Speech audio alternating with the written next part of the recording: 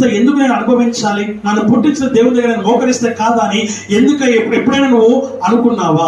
ఒకవేళ నువ్వు అనుకోకపోతే ఈ రోజే, ఈ సమయమే, ఇప్పుడే నీ దేవుని నువ్వు ఆశ్రయించినట్లయితే నువ్వు ఆశ్రయించినటువంటి దేవుడు నీతో మాట్లాడతాడు. నువ్వు ఆశ్రయించిన దేవుడు నీతో సంభాషిస్తాడు. నువ్వు ఆశ్రయించిన దేవుడు నీ జీవితంలో ఆయన కార్యము చేస్తాడన్న సంగతిని నువ్వు గ్రహించాలని దేవుని వాక్యము ద్వారా మనం ఇక్కడ గమనిస్తూ ఉంటూ ఉన్నాము. హల్లెలూయా. He is the God who leads you. He is the God who provides you. He is the God who protects you. He is the God who never fails in your life, in your family. వాక్యం ఏం చెప్తుంది మాట ఏంటంటే ఆయన ఎప్పుడు కూడా నిన్ను ఆయన అపజయ పాలు కానివ్వడు. ఎప్పుడు కూడా నేను వదిలిపెట్టాడు. చూడు, నా అరచేతుల మీద నేను చెక్కుకొని ఉన్నానని చెప్తూ ఉన్నాడు. యోహాను అంటున్నాడు, ఇదిగో నేను పరలోకము తెరవంటు నేను చూచుతుని ఒక తెల్లని గుర్రము కనబడినది. ఆ గుర్రము పైన ఇదిగో ఒక వ్యక్తి కూర్చున్నాడు.